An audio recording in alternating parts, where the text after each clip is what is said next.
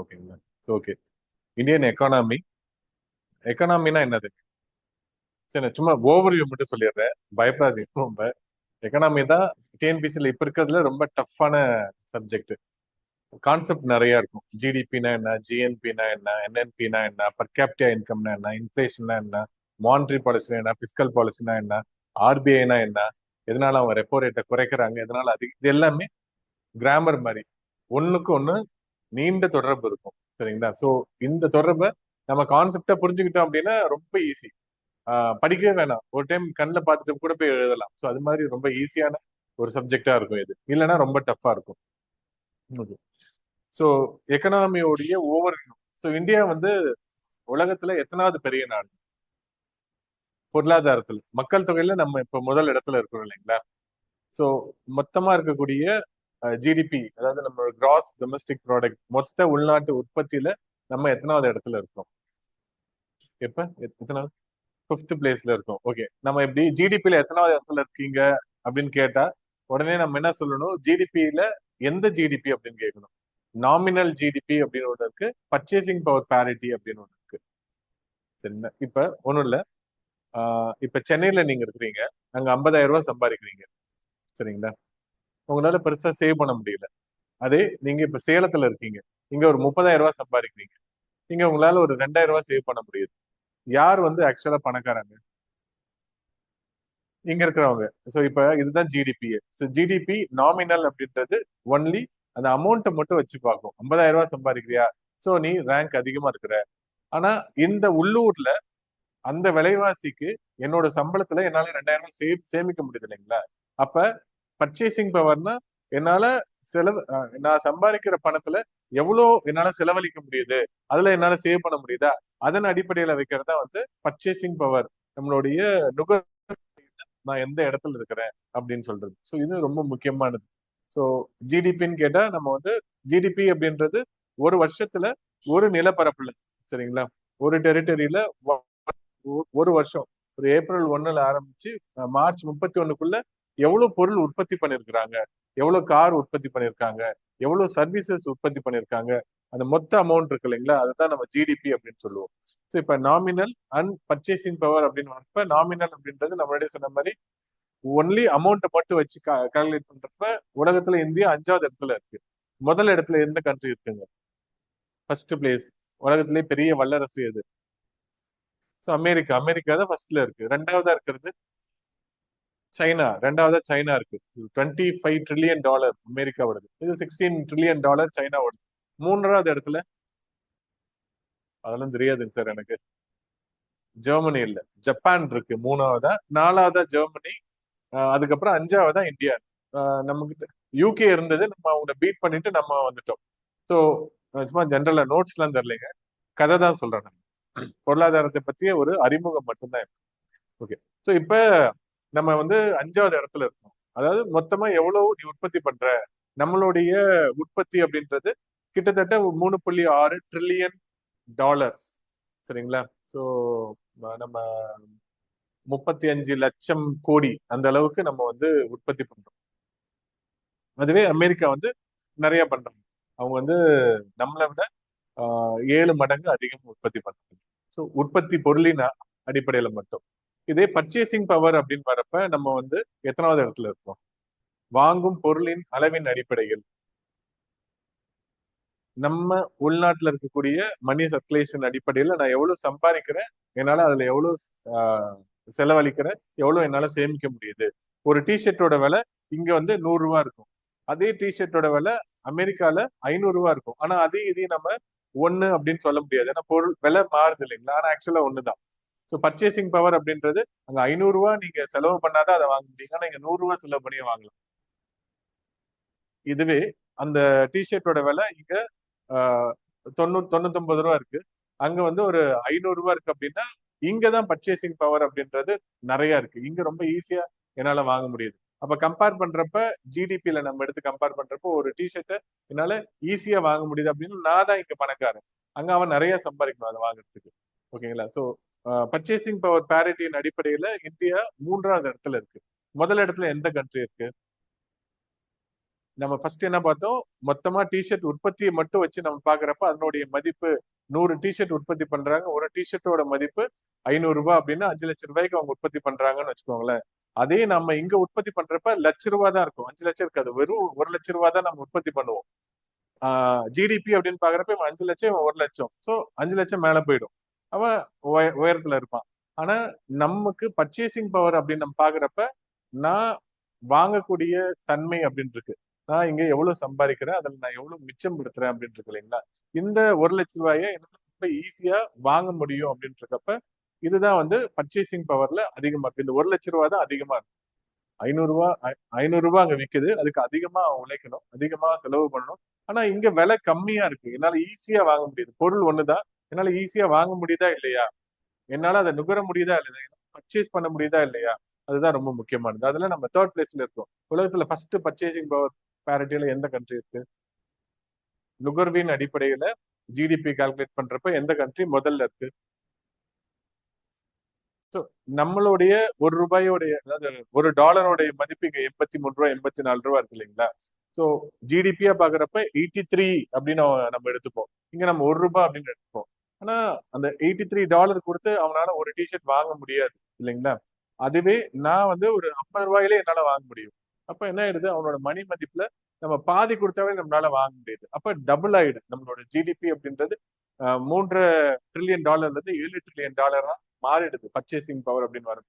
So first வந்து China இருக்கு, America கிடையாது பர்ச்சேசிங் பவர் பேரிட்டியில. 2வது இடத்துல யுஎஸ்ஏ இருக்கு, 3வது இடத்துல இந்தியா இருக்கு. சரிங்களா? ஸோ ரொம்ப பேசிக் எக்கனாமிக்கு நம்ம பொதுவா தெரிஞ்சுக்க வேண்டிய ரொம்ப பேசிக்கான விஷயமே ஜிடிபி அப்படின்றது தான். சரிங்களா?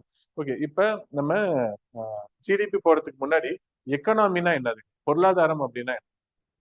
பொருளாதாரம் அப்படின்றத எதை வச்சு நம்ம சொல்றோம்? ஸோ நான் பிபிடி எல்லாம் போட்டு பிடிஎஃப் எல்லாம் போட்டு வச்சிருந்தேங்க. சரிங்களா? டைம் ரொம்ப ஆயிட்டனால அடுத்து டீட்டெயிலா ஒரு 2.25 மணி நேரம் கிளாஸாவே நம்ம எடுத்துடலாம். ஸோ பேசிக்கா உங்களுக்கு ஒரு ஐடியாக்காக மட்டும். டவுட் இருக்கும் கண்டிப்பா. சரிங்களா? ஸோ அடுத்தடுத்த கிளாஸ்ல அதை சரி பண்ணிக்கலாம், ஒன்றும் பெரிய கஷ்டமான விஷயம் கிடையாது. ஓகே, ஸோ நம்ம எக்கானமி அப்படின்றத நம்ம எதை வச்சு சொல்றோம், எதை சும்மா லேமன் இதுல வேர்ட்ல சொல்லுங்க. பொருளாதாரம் அப்படின்னா என்னது? ஸோ நம்ம கிட்ட ரொம்ப ஸ்கேர்ஸ் ரிசோர்ஸ் தான் இருக்கு, ரொம்ப கம்மியான வளங்கள் தான் இருக்கு. இப்ப நம்ம சம்பாதிக்கிறோம், ஒரு 20,000 ரூபாய்க்கு சம்பாதிக்கிறோம், ஆனா நமக்கான செலவுகள் 30,000 ரூபாய்க்கு இருக்கும். பெட்ரோல் போடணும், வீட்டு வாடகை தரணும், சாப்பிடணும். அதுக்காக என்ன பண்ணுவோம், ஒரு பிளான் பண்ணுவோம் இல்லைங்களா? ஓகே, இதுக்கு இவ்வளவு குறைச்சிக்கலாம், இதுக்கு இவ்வளவு அதிகம் பண்ணிடலாம், ஸ்கூல் ஃபீஸ அதிகமா இருக்கு இந்த ஸ்கூலுக்கு இந்த பிளான் பண்றோம் இல்லைங்களா? அதுதான் எக்கானமி. நம்ம கிட்ட இருக்க கொஞ்சமான ரிசோர்ஸ, நம்மளுடைய நீட்ஸ் அப்படின்றது இன்ஃபைனேட்டிவ். இப்போ ஒரு டூ வீலர் வாங்கணும்னு நினைக்கிறப்ப இல்ல இல்ல ஒரு கார் வாங்கிடலாம். கார்னா மாருதி கார் வாங்க வேணாம், டாடா இல்ல டாடா வேணாம், இல்ல பிஎம்டபிள்யூ இல்ல இல்ல பென்ஸ் ஆடி வாங்கலாம் அப்படின்னு நம்மளுடைய தேவைகள் எண்ணற்ற இருக்கும், போய்கிட்டே இருக்கும். இப்ப 1000 ரூபாய் பணம் தராங்க இல்லைங்களா? மகளிர் உதவித்தொகை, கலைஞர் மகளிர் உதவித்தொகையா தராங்க. நமக்கு இன்னும் கூட 2500 ரூபாய் தரலாமே. இப்ப தராங்களே 2500 ரூபாய், எங்க தராங்க 2500 ரூபாய்? எந்த ஸ்டேட்ல தராங்க? ஸோ டெல்லியில தராங்க. ஸோ இப்ப சொல்லிட்டு இருக்காங்க 2500 ரூபாய் இருந்தாலும். சோ நம்மளுடைய தேவைகள் அப்படின்றது நிறைய இருக்கும், ஆனா நம்மகிட்ட இருப்பு ரொம்ப கம்மியா இருக்கும். இத ரெண்டுத்தையும் பேலன்ஸ் பண்றதுதான் பொருளாதாரம். எப்படி நான் கம்மி பண்றேன், எதை நான் அதிகம் பண்றேன் அப்படின்ற ஒரு சயின்ஸ் இருக்கு இல்லைங்களா? அதுதான் எக்கனாமி அப்படின்னு சொல்லுவோம். இப்ப இப்ப ஒண்ணு இல்ல, இப்ப வந்து உம் ஹிந்தி தேவையா இல்லையா அப்படின்றது பெரிய ஆர்கியூமெண்டா போயிட்டு இருக்கு இல்லைங்களா? ஹிந்தி தேவையா இல்லையா? நான் சும்மா டிவியேட் பண்றேன், தூங்குறவங்களை எழுப்புறேன். சரிங்களா? ஹிந்தி தேவையா இல்லையா? 3வது மொழியா ஹிந்தி தேவையா இல்லையா? தேவையா? கண்டிப்பா தேவை. ஓகே, தேவை. தேவையா இல்லைங்களா? சும்மா ஜென்ரலா சொல்லுங்க, நம்ம பார்லிமெண்ட்லாம் இல்ல. ஓகே, நார்த் இந்தியா போனா நம்ம கஷ்டப்படுறோம், அதனால தேவை. Okay. Okay okay, so north Indians இங்க வரது அவங்களுக்காக ஒரு பாஷையை நம்ம கத்துக்கிறோம் இப்ப. சரிங்களா? ஏன்னா அவங்கதான் இப்ப அவங்கள பிழைப்புக்காக ஒருத்தவங்க போறான் அப்படின்னா நம்ம தான் அந்த மொழியை கத்துட்டு போகணும். ஸோ ஓகே, வேறங்க தேவையா இல்லையா? ஹிந்தி கத்துக்கலாம். ஓகே, நீங்க சொல்லுங்க. ஹிந்தி தேவை. ஓகே, நீங்க இப்ப தேவை இல்ல. ஓகே, கண்டிப்பா வேணும், ஹிந்தி வேணும். ஓகே, நீங்க சொல்லுங்க. தேவை. தேவைங்களா இல்லைங்களா?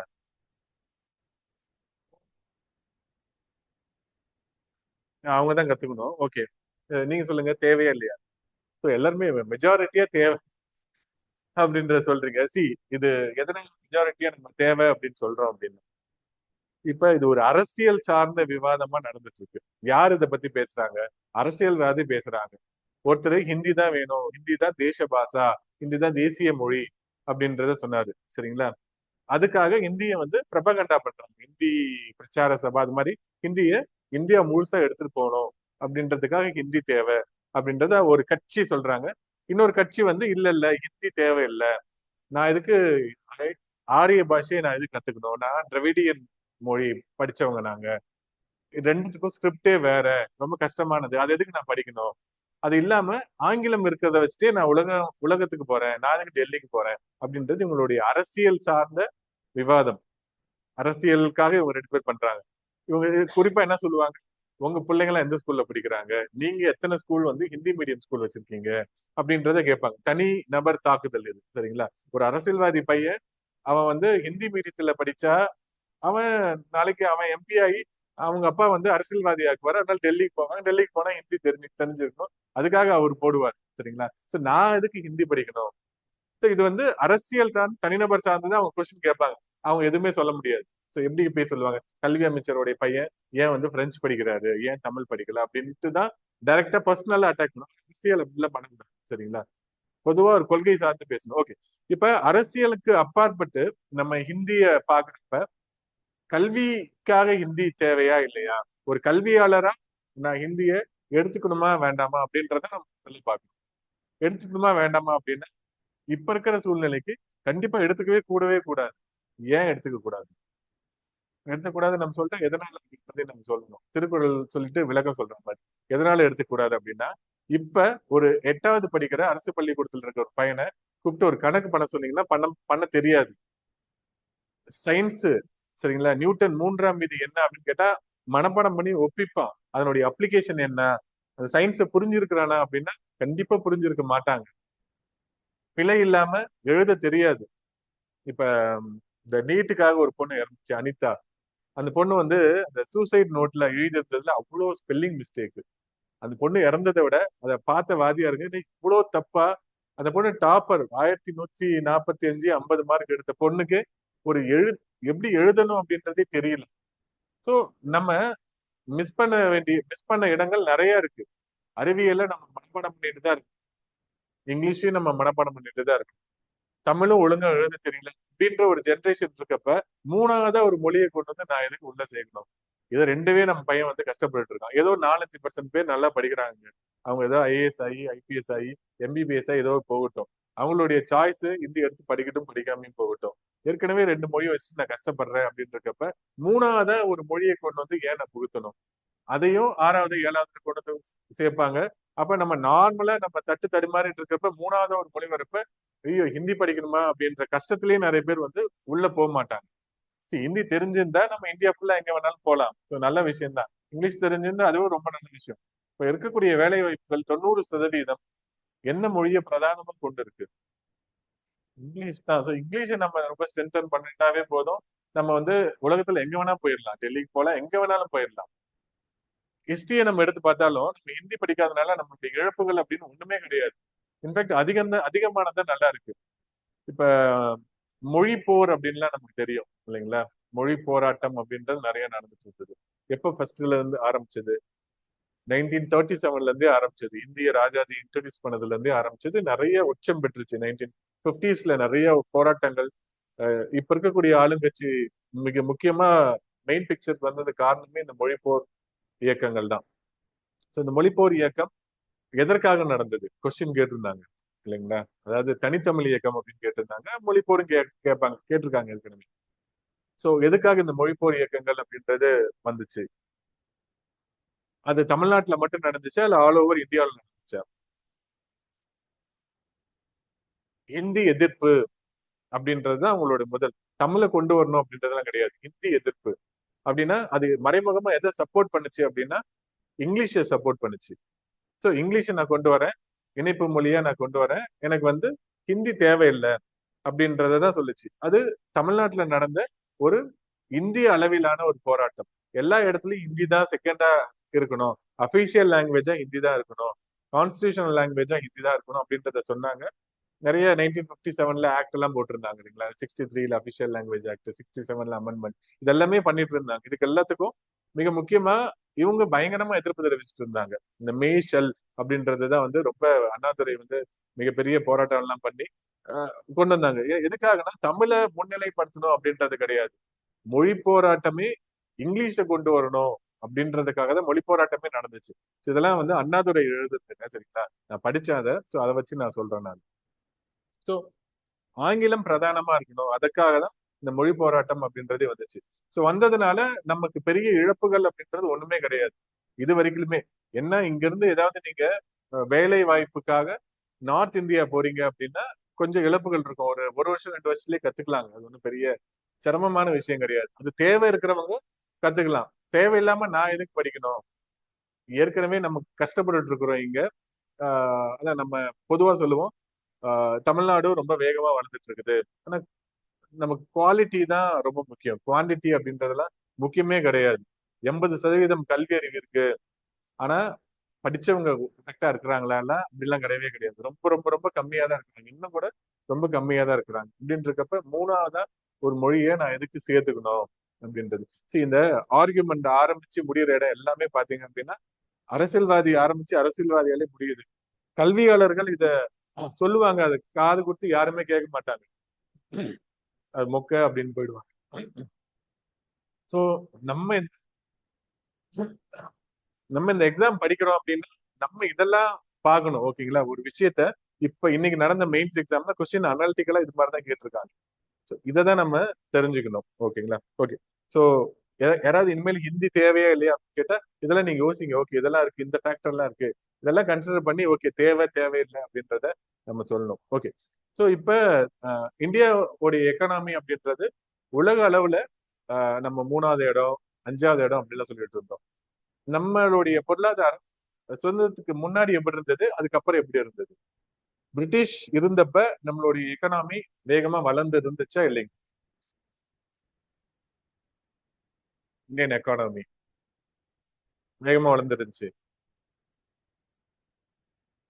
கம்மியா தான் இருந்துச்சு. ஓகே. சோ என்னாச்சுன்னா அது ஒரு காலனிய பொருளாதாரமா தான் இருந்துச்சு, சரிங்களா? கலோனியல் எக்கானமியா இருந்தது. அவங்க பொருளாதாரத்துல நிறைய போட்டாங்க, ரோடு நிறைய போட்டாங்க, டேம்ஸ் நிறைய கட்டினாங்க. இப்ப மேட்டூர் டேம் யார் கட்டினது? ஸ்டான்லி. சோ அந்த அவரு பேர்ல தான் அது ஸ்டான்லி ரிசர்வாயர் அப்படின்னு சொன்னாங்க. 1925ல ஆரம்பிச்சு 34ல முடிஞ்சுதா. சோ ஒரு 10 வருஷத்துலயே சூப்பரான அணைக்கட்டு கட்டினாங்க. ஹீராகுட் அப்படின்றத கட்டினாங்க. நிறைய அணைக்கட்டுகள் நிறைய கட்டினாங்க, இருப்பு பாதைகள் நிறைய போட்டாங்க, சுரங்கங்கள் நிறைய ஆரம்பிச்சாங்க. சோ நம்மளுடைய பொருளாதாரம் நல்லா ஆன மாதிரி நமக்கு ஒரு நினைப்பு இருக்கும், ஆனா நல்லா ஆகல. அவங்க போட்ட எல்லா விஷயமும் அவங்களுடைய நலனுக்காக. அவங்களுக்கு வந்து என்னன்னா மான்செஸ்டர்ல காட்டன் தேவை, அதனால இங்க விளைவிச்சாங்க. விளைவிச்சதை அங்க அனுப்புனாங்க, ஷர்ட்டா மாத்தி அங்க இருந்து இங்க அனுப்பிச்சாங்க. சோ அவங்களுடைய ஒரு சந்தையா தான் இந்தியாவை பார்த்தாங்க. ரோடு எதுக்கு போட்டாங்க? கூட்ஸ் வந்து உடனே ஹார்பருக்கு போகணும். அதனால grand trunk road, grand southern trunk road, இது மாதிரி பெரிய பெரிய ரோடு எல்லாத்தையுமே போட ஆரம்பிச்சாங்க. ஸோ காலனிய பொருளாதாரமா மாறினதுக்கு இவங்களுடைய நம்மளுடைய எக்கனாமிய சுரண்டது தான் முக்கியமான காரணம். 1707, சரிங்களா? இந்த முகல்ல பவர்ஃபுல்லான கிங் யாரு? முகலாயர்கள்ல ரொம்ப பவர்ஃபுல்லா இருந்தது பாபர், அக்பர், ஷாஜகான், ஜஹாங்கீர் அப்படிலாம் இருப்பாங்க இல்லைங்களா? ரொம்ப முக்கியமானவர் அவுரங்கசீப் தான் ரொம்ப முக்கியமானவர். 1707ல இறப்பாருன்னு நினைக்கிறேன். அது வரைக்கும் இந்தியாவுடைய பொருளாதாரம் உலகத்துல எத்தனாவது இடத்துல இருந்திருக்கும்? ஃபர்ஸ்ட், நம்ம தான் ஃபர்ஸ்ட்.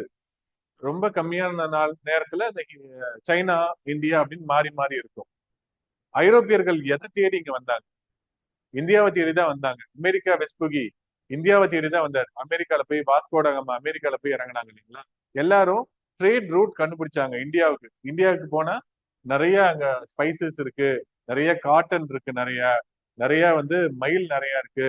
சோ நிறைய கோல்டு இருக்கு, அங்க கோல்டு ரிசர்வ் இருக்கு, அங்க போய் எல்லாத்தையும் எடுத்துட்டு வரலாம் அப்படின்றதுக்காக அங்க இருந்து இங்கதான் வந்தாங்க. இந்தியா தான் உலகத்துடைய, இப்ப அமெரிக்காவுக்கு எல்லாம் இங்க இருந்து நம்ம போறோம் இல்லைங்களா? அது மாதிரி 300 வருஷத்துக்கு முன்னாடி எல்லாம் இந்தியாவை தேடி வந்துட்டு இருந்தாங்க. இந்தியா அவ்வளவு பொருளாதாரத்துல மிக வளமையான நாடு.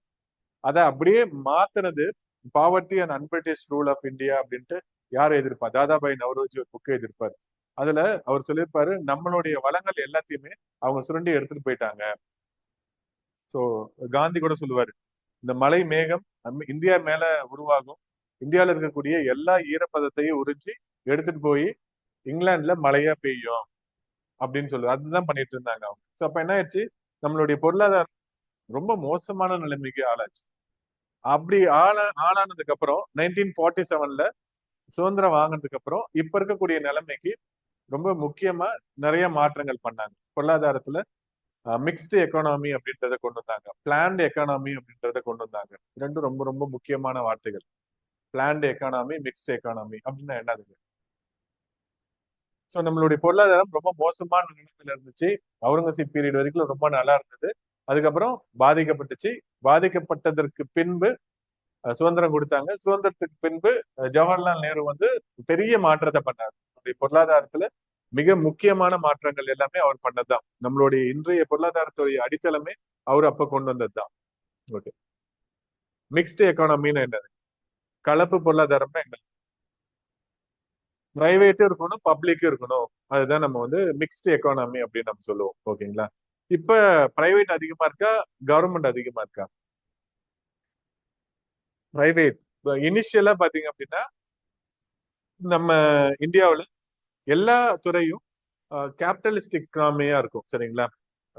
அது பிரிட்டிஷ் காலத்துல அதாவது என்னன்னா அமெரிக்கா இது மாதிரி நாடுகள்ல எல்லாமே வந்து முதலாளித்துவ பொருளாதாரமா இருக்கும். அவங்களுக்கு வந்து என்ன தேவை அப்படின்னா ப்ராஃபிட் தான் மோட்டிவா இருக்கும், லாபம் தான் சந்தை பொருளாதாரமா இருக்கும். சரிங்களா? சந்தையில என்ன தேவையோ அதை எவ்வளவு வேணா உற்பத்தி பண்ணலாம். சந்தை அதற்கான விலையை தீர்மானம் செஞ்சுக்கும். கவர்மெண்டோடைய கண்ட்ரோல் மெஷர்ஸ் வந்து ரொம்ப கம்மியா தான் இருக்கும். கவர்மெண்டால எதையும் பெருசா கண்ட்ரோல் விலை அதிகமாகுதா கம்மியாகுதா எதுவுமே பண்ண முடியாது. கவர்மெண்ட் வந்து ரொம்ப கம்மியா இருக்கும். பிரைவேட் தான் எல்லாத்தையுமே பண்ணுவாங்க.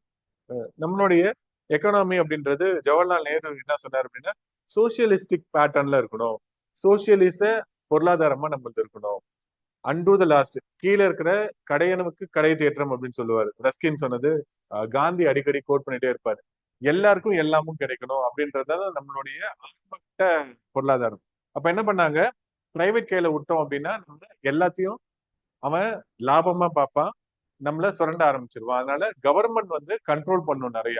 90% வந்து கவர்மெண்ட் அப்ப இருந்துச்சு, 10% வந்து பிரைவேட். இப்ப அப்படியே மாறிடுச்சு. சரிங்களா? இப்ப வந்து பிரைவேட் நிறைய ஆயிடுச்சு, கவர்மெண்டோடைய இருப்பு கம்மி ஆயிடுச்சு. ஆரம்பத்துல ரயில்வே, அப்புறம் சுரங்கங்கள், அதுக்கப்புறம் பாத்தீங்க அப்படின்னா டெக்ஸ்டைல்ல நிறைய இது மாதிரி முக்கியமான பெருந்தொழில்கள் எல்லாமே இருக்கும். ஸோ அது எல்லாத்தையுமே கவர்மெண்ட் கையில இருந்துச்சு. சரி, எக்ஸாம்பிள் இப்போ வந்து SAIL, steel authority of India limited. சரிங்களா? பெரிய கம்பெனி, இந்தியாவில் இருக்கக்கூடிய டாப் 50 கம்பெனில அது ஒரு பெரிய கம்பெனி. அதெல்லாம் அப்பவே ஆரம்பிச்சிட்டாங்க. டாடா கிட்ட இருந்த டிஸ்கோ அப்படின்னு இருந்தது, அதை நம்ம கையகப்படுத்தி நிறைய இடத்துல ஃபேக்டரிஸ் வந்து ஆரம்பிச்சாங்க.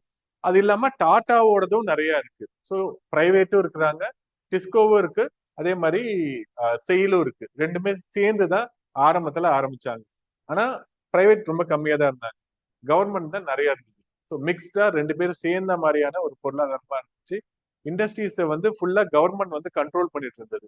கவர்மெண்ட் எப்படி கண்ட்ரோல் பண்ணுச்சு அப்படின்னா, ஒரு கம்பெனி ஆரம்பிக்கணும், ஒரு ஃபேக்டரி ஆரம்பிக்கணும் அப்படின்னா அந்த ஃபேக்டரி ஆரம்பிக்கிறதுக்கு கவர்மெண்ட் வந்து அதிகமான கெடுபிடிகள் போடும். லைசன்ஸ் இருக்கா இல்லையா? இப்ப நான் ஒரு ஸ்டீல் ஃபேக்டரி ஆரம்பிக்கிறேன் அப்படின்னா நீ 5 டன் தான் உற்பத்தி பண்ணணும் ஒரு நாளைக்கு, உன்னுடைய மாசு வெளியேறது வந்து இத்தனை பிபிஎம் குள்ள இருக்கணும், நீ தண்ணி வெளியே அனுப்புறது இவ்வளவுதான் இருக்கணும், அப்புறம் லேபர் லாஸ்லாம் நீ கரெக்டா ஃபாலோ பண்ணணும், அதை இன்ஸ்பெக்ஷன் பண்றதுக்கு நான் வெளியில இருந்து வருவேன், அப்புறம் இன்கம் டேக்ஸ் நீ ஒழுங்கா கட்டணும், இன்டைரக்ட் டேக்ஸ் நீ ஒழுங்கா கட்டணும். ஸோ ஒரு கவர்மெண்ட் பிரைவேட்டை இத்தனை விதத்துல தடுத்து வச்சுக்கிட்டே இருந்துச்சு. மிக்ஸ்டு எக்கானமியா இருந்துச்சு, பிரைவேட்டும் இருந்தாங்க, கவர்மெண்ட்டும் இருந்தாங்க. ஆரம்பத்துல கவர்மெண்ட் அதிகமா எல்லா தொழிலும் பண்ணாங்க, பிரைவேட் வந்து ரொம்ப கம்மியா தான் பண்ணிட்டு இருந்தாங்க. அந்த பிரைவேட்டுக்கு நிறைய கெடுபடிகள் அப்படின்றது இருந்தது. இந்த மிக்ஸ்டு எக்கானமி growth ரேட் அப்படின்றத இந்து growth ரேட் அப்படின்னு சொல்லுவாங்க. 1985க்கு முன்னாடி வரைக்கும் இந்திய பொருளாதாரம் 3% தான் வளரும். ஒன்லி 3%. சரிங்களா? ஹிந்து ரேட் ஆஃப் growth யார் சொன்னாங்க? அப்படி கூட கொஸ்டின் எல்லாம் கேட்டிருக்காங்க. ஸோ 3% வளர்ச்சி அப்படின்றது போதாது. நமக்கு 7-8%, 11% வளர்ச்சி. டாக்டர் மன்மோகன் சிங் பீரியட்ல 11% நம்ம ஜிடிபி வளர்ந்துச்சு. இப்ப கடைசி பட்ஜெட் படி இந்தியாவுடைய வளர்ச்சி எவ்வளவு?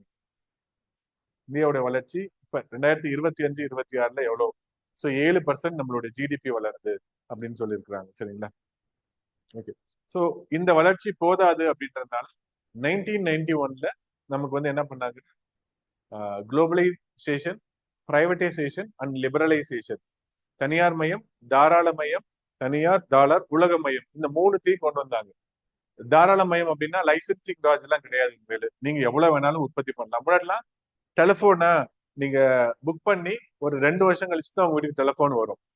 இப்ப நீங்க புக் பண்ணணும்னு நினைச்சாவே கொண்டு வந்து கொடுத்துருவாங்க. ஆர்டிபிஷியல் இன்டெலிஜென்ஸ், அதை யோசிச்சாவே போதும், உங்க சர்ச்ல அது வந்துடும், உடனே வாங்கிக்கலாம். அது மாதிரி இப்போ வந்துருச்சு. ஸோ ப்ரொடக்ஷன் 100 போன் தான் நீங்க உற்பத்தி பண்ணணும். பிடெல் அப்படின்னு பழைய கம்பெனி ஒன்று இருக்கும், எங்க வீட்டுல அந்த போன் இருக்கு, அதுதான் இருக்கும். அது உற்பத்தி பண்றதுக்கு ரெஸ்ட்ரிக்ஷன் இருக்கும், இம்போர்ட் பண்றதுக்கு நிறைய கெடுபிடிகள் இருக்கும். அப்ப என்ன ஆயிடுச்சு? பிரைவேட்டோட கைகள் கட்டி வைக்கப்பட்டது. உற்பத்தி நிறைய பண்ண முடியாது, லைசன்ஸ் இருக்கணும். இப்ப குரு அப்படின்னு ஒரு படம் வந்து பாத்துருக்கீங்க, சூப்பரான படம். சரிங்களா? மணிரத்னம் கடைசியா எடுத்து நல்ல படம். சோ அந்த படத்துல வந்து என்ன சொல்லியிருப்பாரு, என்ன பண்ணிருப்பாங்க அப்படின்னா, இவர் வந்து வெளிநாட்டுல இருந்து நான் வந்து என்ன பண்றேன், இம்போர்ட் பண்றேன், அதை இறக்குமதி பண்றேன் அப்படின்னு இறக்குமதி பண்ணாம இவருடைய ஃபேக்டரியிலேயே உற்பத்தியை நிறைய பண்ணி அங்கிருந்து நான் இம்போர்ட் பண்ண மாதிரி இம்போர்ட்ல அவர் வந்து எக்ஸம்ஷன் வாங்குவாரு. உற்பத்தியை நிறைய, ஒரு மெஷின் பதிலா 2 மெஷின் வச்சு உற்பத்தி பண்ணுவாரு. இப்ப எவ்வளவு வேணாலும் நம்ம உற்பத்தி பண்ணலாம் இல்லைங்களா? இப்ப நான் வந்து ஒரு வாட்டர் பாட்டில் தயாரிக்கிற கம்பெனி வச்சிருந்தேன்னா எவ்வளவு வேணா பண்ணலாம், எவ்வளவு வேணா நான் மாசுபடுத்தலாம். யாரும் கேட்கறதுக்கு ஆள் கிடையாது. லைசன்சிங் சார்ஜ் கிடையாது. இப்ப குவான்டிட்டிக்கு கிடையவே கிடையாது. சரிங்களா? ஸோ குவாலிட்டியை தான் கேட்பாங்க, அவங்களுக்கு காசு கொடுத்தா போயிடுவாங்க. சரிங்களா? ஃபுட் சேஃப்டி ஆஃபீஸர்ஸ் எல்லாம் போயிடுவாங்க. ஸோ இப்ப இருக்கிறது இதுதான். நம்ம வந்து என்ன பண்ணோம்? தாராளமயம் பண்ணோம். தனியார் வந்து தாராளமயம் பண்ணோம். அடுத்து தனியார் மயம் பண்ணோம். தனியார் மயம் அப்படின்னா என்னன்னா, இப்ப செயில் இருக்கு, steel authority of India limited. இந்த கம்பெனி 100 ஷேர் வச்சிருக்கான் அப்படின்னா அதை பப்ளிக்கு கொடுப்பான். பப்ளிக் வந்து ஒரு 50%, 60% அப்படின்ட்டு அவன் வாங்கிப்பாங்க. கவர்மெண்ட்டுக்கு இருக்கக்கூடிய சொத்தை பிரைவேட்டுக்கு கொடுக்குறாங்க. பிரைவேட்னா இண்டிவிஜுவலும் பிரைவேட் தான், இல்ல பெரிய இப்ப மார்கன் ஸ்டான்லி மாதிரியான கம்பெனி எல்லாம் அவன் ஷேர்ஸை வாங்கிப்பான். அப்ப அவன் கண்ட்ரோல் பண்ணுவான் நம்மளுடைய செயல. உற்பத்தி ஏன் கம்மியாகுது, அதிகப்படுங்க அப்படின்ட்டு போர்ட் ஆஃப் டைரக்டர் மீட்டிங்ல குரல் கொடுப்பாங்க. பிரைவேட் கண்ட்ரோல் பண்ணுவாங்க. என்னன்னா, நம்ம பட்ஜெட்ல துண்டு விழுந்துட்டே இருக்கு, பட்ஜெட் டெபிசிட், பட்ஜெட் பற்றாக்குறை அப்படின்றது தொடர்ந்து இருந்துகிட்டே இருக்கு. இந்த பட்ஜெட் பற்றாக்குறையை சரி செய்யணும் அப்படின்னா, இப்ப நம்ம விற்கிறது இல்லைங்களா, நகைய போய் வித்துட்டு அந்த தீபாவளிக்கு செலவு 30,000 அப்படின்னு நம்ம கணக்கு பண்ணிருப்போம். ஆனா என்ன ஆயிடும்? 45,000 ஆயிடும். வைஃப் எனக்கு இந்த டிசைன் வச்சு இந்த புடவை தான் வேணும் அப்படின்றவாங்க. எதுவும் பண்ண முடியாது. கல்ட்ரா மோதத்தை அப்படின்ட்டு அதை வித்துருவோம். அது மாதிரி நம்ம என்ன பண்றோம்? பொதுத்துறையுடைய பங்குகளையும் அப்புறம் வளங்களையும் நம்ம வித்துறோம். ஒரு மைன், பெரிய மைன் இருக்கும், பாக்ஸைட் மைன், நம்மளால பண்ண முடியாது. பண்ணாலும் ஆப்ரேட்டிங் காஸ்ட் நிறைய இருக்கும். சரி, வேதாந்தா கிட்ட வித்துரு, அவன் பணம் தருவாளுங்களா? நம்ம இயற்கை வளத்தையே நம்ம விற்கிறோம். விற்கிறத நம்ம வந்து பிரைவேடைசேஷன் அப்படின்னு சொல்றோம். ஸோ உலகமயம், இல்ல தாராள மையம், தனியார் மையம், உலக மையம் அப்படின்னா உலகத்தில் இருக்கக்கூடிய யார் வேணாலும் இங்க வந்து தொழில் ஆரம்பிக்கலாம். க்ளோஸ்ட் எக்கானமியா இருந்தது இந்தியால, வெளியில இருந்து இங்க உள்ள வரவே முடியாது. இன்னும் கூட சைனால க்ளோஸ்ட் எக்கானமியா இருக்கு. உள்ள இரும்பு திரை நாடுகள் அப்படின்னு சொல்லுவாங்க இல்லைங்களா, வெளியே என்ன நடக்குது ஏது ஒண்ணுமே தெரியாது. அது மாதிரி இருக்கும். நம்மளாலேயும் வெளியே போக முடியாது, அங்க இருந்து உள்ள வர முடியாது, சைனால இப்ப இருக்கிற மாதிரி. ஸோ அதை கொஞ்சமா வந்து மாத்தி நம்ம என்ன பண்ணோம்? வெளிநாட்டுல இருந்து இங்க வந்து முதலீடு பண்ணலாம், என்ன வேணா முதலீடு பண்ணலாம், எங்க வேணாலும் முதலீடு பண்ணலாம். இன்சூரன்ஸ்லயா 75% பண்ணு, ஹெல்த்லயா 100% பண்ணு, ஃபோர்டிஸ் ஹாஸ்பிட்டல் அப்படின்னு இருக்கும், மலர் ஃபோர்டிஸ் அப்படின்ட்டு. இது மாதிரி வெளிநாட்டுல இருந்து இப்ப ஐசிஐசிஐ லம்பார்ட் அப்படின்னு இன்சூரன்ஸ் கம்பெனி, ஐசிஐசிஐ நம்ம ஊர், லம்பார்ட் அப்படின்றது ஜெர்மன் கம்பெனி. ஸோ வெளிநாடோட இங்க பார்ட்னர்ஷிப்ல தொழில் நம்ம கிட்ட இன்வெஸ்ட்மெண்ட் இல்லை, கேபிட்டல் இல்லை, மூலதனம் அப்படின்றது இல்லை. ஸோ மூலதனம் தான் எல்லாத்துக்குமே ரொம்ப முக்கியமானது. கேபிட்டல், மூலதன ஆக்கம் தான் ரொம்ப முக்கியமானது.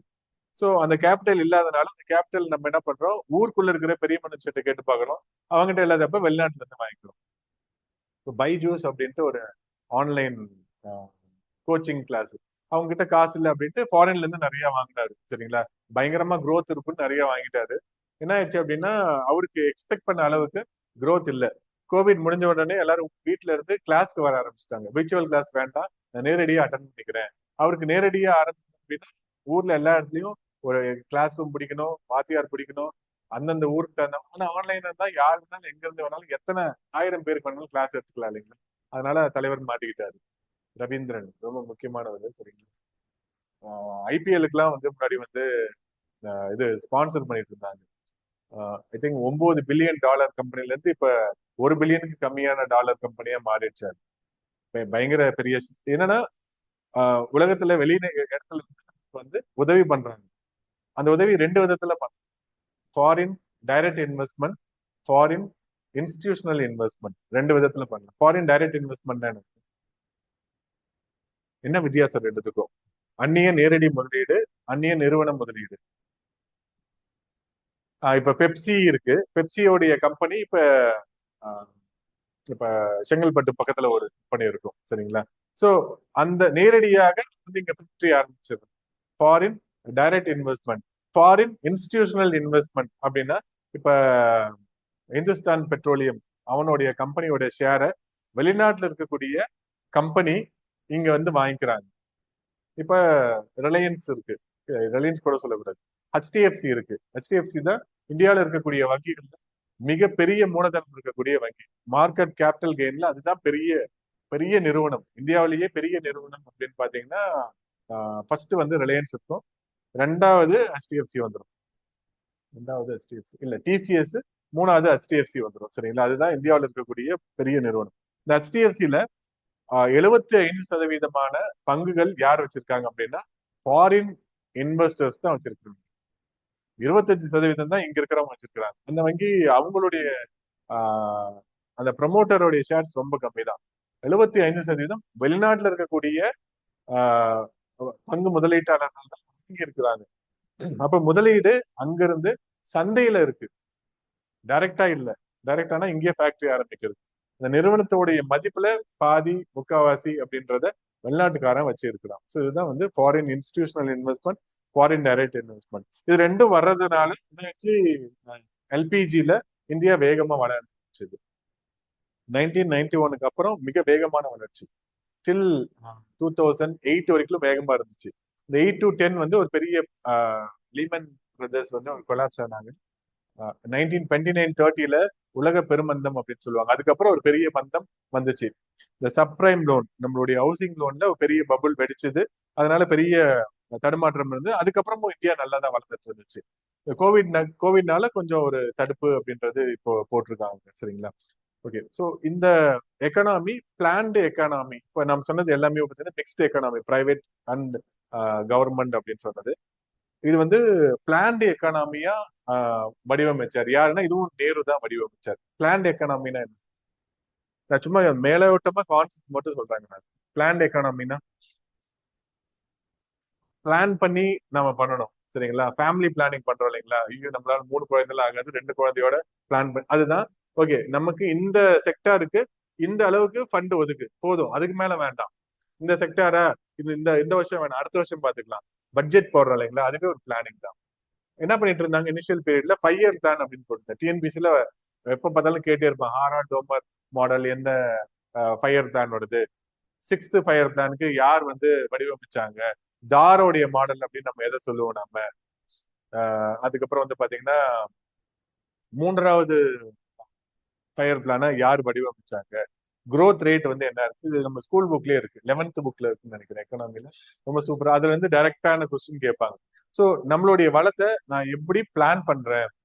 ஸோ விஸ்வேஸ்வர ஐயா 1934 தான் பிளான் எக்கானமி ஆஃப் இந்தியா, அப்புறம் பாம்பே பிளான், சர்வோதயா பிளான், நிறைய பிளான்ஸ் அப்படின்றத கொண்டு வருவாங்க. நம்ம பிளானிங் பாக்குறப்ப ஒரு ஒன்றா சொல்லுவோம். ஸோ பிளான் பண்ணி நம்ம பொருளாதாரத்தை அடுத்தடுத்த கட்ட நிலையை நோக்கி கொண்டு போயிட்டே இருந்தாங்க. டில் ஃபர்ஸ்ட் பிளான் ரொம்ப சக்சஸ்ஃபுல்லா இருந்தது. 2வது பிளான் நல்லா போயிட்டு இருந்தது. வார் வந்ததுனால நம்ம அடி வாங்கிட்டோம். சைனா வார் வந்ததுனால அடி வாங்கிட்டோம். 3வது பிளான் வார்னால சரியா பண்ணல. 4th கொலாப்ஸ் ஆயிடுச்சு. 5th and 6th வந்து ஓரளவு மேல கொண்டு வந்துச்சு. அதுக்கப்புறம் 8th தான் செம்மைய பிளானா போச்சு. 92 to 97 பிளான் ரொம்ப ஃபேண்டாஸ்டிக்கான பிளான். ஆனுவல் பிளான் 91 92ல போடுவாங்க. இதுலயே வந்து சுழல் திட்டம் அப்படின்ட்டு 1978 79 எல்லாம் போடுவாங்க. இதெல்லாம் ரொம்ப முக்கியமான டேர்ம்ஸ். பிளான் பண்ணி நம்ம பண்ணோம் அப்படின்னா நம்மளுடைய வளர்ச்சி அடுத்த கட்டத்தை நோக்கி போகும் அப்படின்றத கொண்டு வந்தாங்க. சரிங்களா? ஸோ நம்மளுடைய பொருளாதாரம் இப்ப இருக்கிற நிலைமைக்கு வர்றதுக்கு இந்த பிளான்ட் எக்கனாமி, மிக்ஸ்டு எக்கனாமி இதெல்லாம் ரொம்ப ரொம்ப முக்கியமானது. செக்டார்ஸை நம்ம நிறைய கேட்டகரைஸ் பண்ணுவோம். எப்படி பிரிப்போம்? நம்ம தொழில் துறைகளை எப்படி நம்ம பிரிப்போம்? Primary sector, secondary sector, tertiary sector. முதல்நிலை தொழில்கள், இரண்டாம் நிலை தொழில்கள், மூன்றாம் நிலை தொழில்கள். முதல்நிலை தொழில்னா என்னது? எல்லாருக்குமே தெரியும். ஸோ கல்டிவேட் பண்றது, விவசாயம், சரிங்களா, ஃபிஷிங், அப்புறம் மைனிங், இதுதான் வந்து பிரைமரி செக்டார்ஸ் அப்படின்னு சொல்லுவாங்க. நம்ம இந்தியாவில் பிரைமரி செக்டருடைய கான்ட்ரிபியூஷன் அப்படின்னு பாத்தீங்கன்னா 16 to 18% தான் நம்ம ஜிடிபியில கான்ட்ரிபியூட் பண்ணுது. ஆனா 50% ஆட்கள் பிரைமரி செக்டார்ல இன்னும் வேலை செஞ்சுட்டு இருக்காங்க. இந்தியா சுதந்திரம் வாங்கினப்ப 91% பேர் நேரடியாகவும் மறைமுகமாகவும் விவசாயத்தை மட்டுமே சார்ந்து இருந்தார்கள். இப்ப கரும்பு விவசாயம் பண்றது முதல்நிலை தொழில். அதுல அத சர்க்கரை எடுக்கிறது செகண்டரி செக்டார். சரிங்களா? தொழிற்சாலைகள், மேனுபேக்சரிங் செக்டார்ஸ், இண்டஸ்ட்ரீஸ் எல்லாமே செகண்டரியில வந்துடும். டெர்ஷரி அப்படின்றது சர்வீசஸ் செக்டார், சேவைத்துறை அப்படின்றது. ஸோ சேவைத்துறை தான் இப்ப நம்ம ஜிடிபியில கிட்டத்தட்ட 50% அப்படின்றத கான்ட்ரிபியூட் பண்ணுது. ரொம்ப ரொம்ப முக்கியமானது. இந்தியாவுக்கு மிகப்பெரிய அளவுக்கு வளம் வரக்கூடியது வந்து நம்மளுடைய டெர்ஷரி செக்டார் தான். நம்மளுடைய ஐடி சர்வீசஸ் எல்லாமே மூன்றாம் நிலை தொழில்கள் தான் வரும். பேங்கிங், அதுவும் மூன்றாம் நிலை தொழில்கள் தான் வரும். ரொம்ப ரொம்ப முக்கியமான துறையா இருக்கு. சுற்றுலா 5% நம்மளோட ஜிடிபியில கான்ட்ரிபியூட் பண்ணுது. அதுவும் டெர்ஷரி செக்டார்ல தான் வருது. இதை நம்ம தெரிஞ்சுக்கணும். First primary, secondary, tertiary. GDP லெவல்ல அதிகமா கான்ட்ரிபியூட் பண்றது சர்வீஸ் செக்டார். அதுவே வேலை வாய்ப்புல அதிகமா கான்ட்ரிபியூட் பண்றது ஆல்மோஸ்ட் 50% வந்து பிரைமரி செக்டார்ல தான் கான்ட்ரிபியூட் பண்ணுது. இந்த செக்டார் அப்படின்றது ரொம்ப முக்கியம். சரிங்களா? நான் டேட்டாவோட சொல்றேன். லேட்டஸ்ட் டேட்டா 23-24 டேட்டா, இல்ல பட்ஜெட்லயே இந்த டீட்டெயில் எல்லாமே சொல்லியிருப்பாங்க. நம்ம வச்சு நம்ம கிளாஸ் நோட்ஸா தரப்ப நம்ம எடுத்துக்கலாம். ஓகே. ஸோ அது இல்லாம நம்ம ஸ்கூல் புக்லயே காலர் அப்படின்னு சொல்லியிருப்பாங்க. White collar job, red collar job, blue collar job அப்படின்னு சொல்லி, black collar job, golden collar job அப்படின்னு சொல்லியிருப்பாங்க. இதை வச்சு கூட குரூப் 4ல கொஸ்டின் கேட்கலாம். சரிங்களா? இப்போ நம்ம எடுக்கிற கிளாஸ் வந்து ஒரு 80 to 90% வந்து குரூப் 2 அண்ட் குரூப் 1க்கு யூஸ்ஃபுல்லா இருக்கும். ஆனா எந்த கண்டென்ட்டையும் குரூப் 4 கண்டென்ட்டை விட்டுறக்கூடாது. ஸோ அதுவும் ரொம்ப முக்கியம். இந்த ஒயிட் காலரு, ரெட் கலர் இதெல்லாம் குரூப் 1, குரூப் 2ல கேட்க மாட்டாங்க. ஆனா குரூப் 4ல கேட்பாங்க. சரிங்களா? அதையும் மிஸ் பண்ணிடக்கூடாது. 10-15% வந்து குரூப் 4ஐயும் நம்ம கான்சென்ட்ரேட் பண்ணுவோம். ஓகே. ரெட் காலர் ஜாப்னா ரெட் காலர் அப்படின்னு யாருக்கு இருக்கும் இந்த கேட்டகரியில?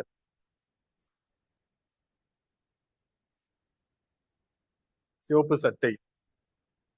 இண்டஸ்ட்ரியில வேலை செய்யறவங்களுக்கு இருக்குமா, இல்ல விவசாயம் செய்யறவனுக்கு இருக்குமா? யாருக்கு இருக்கும்? யாருக்குங்க? சோ என்னன்னா இந்த பிரைமரி செக்டார்ல இருக்கிறாங்க இல்லைங்களா, அவங்களுக்கு தான் சிவப்பு காலர் அப்படின்னு சொல்லுவாங்க. ப்ளூ அப்படின்றது இண்டஸ்ட்ரி செக்டார்ல, ஒயிட் காலர் அப்படின்றது சர்வீசஸ் செக்டார்ல. பேங்கிங், இன்சூரன்ஸ்ல வேலை செய்யறவங்கலாம் போய் உட்காருவான் ஏசி ரூம்ல, அப்படியே எழுந்து வந்துருவான். காலர்ல கரையே படாது, ஒயிட்டாவே இருக்கும். அதான் ஒயிட் காலர் ஜாப். இப்ப நம்ம எல்லாம் போறோம் இல்லைங்களா கவர்மெண்ட் வேலைக்கு, எல்லாமே ஒயிட் காலர் ஜாப். கோல்டன் காலர்னா நமக்கெல்லாம் அப்ப ஐஏஎஸ் ஆபீசரு இல்லைங்களா, judges, ministers, decision makers, policy makers, அவங்களுக்கு எல்லாருக்குமே கோல்டன் காலர். ஸோ எல்லாருமே அதுதான் பெரிய எய்மா இருக்கும். அதுக்கு தான் நம்ம போகணும் அப்படின்றது. ஓகே. பிளாக் காலர் ஜாப் அப்படின்றது அது வந்து இந்த பாதுகாப்பு துறையில இருக்காங்க இல்லைங்களா, டிஃபென்ஸ்ல இருக்கிறவங்க, போலீஸ்ல இருக்கிறவங்க, சிஆர்பிஎஃப்ல இருக்கிறவங்க, அவங்க எல்லாம் போடுறது வந்து பிளாக் காலர் ஜாப் அப்படின்னு சொல்லுவாங்க. இதை கேட்டகரைஸ் பண்ணியிருப்பாங்க. தொழில்களின் அடிப்படையில வந்து ஒன்னொன்னா வந்து பிரிச்சு வச்சிருப்பாங்க.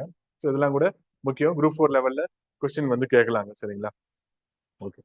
ஸோ இப்ப நம்ம பாக்குறப்ப ஜிடிபி, ஜிடிபி அப்படின்னா ஒரு வருஷத்துல எவ்வளவு உற்பத்தி பண்ற, எவ்வளவு பொருளை நீ உற்பத்தி பண்ற, எவ்வளவு சர்வீசஸ் நீ கொடுக்குற, அதுதான் வந்து நம்ம ஜிடிபி அப்படின்னு சொல்லுவோம்.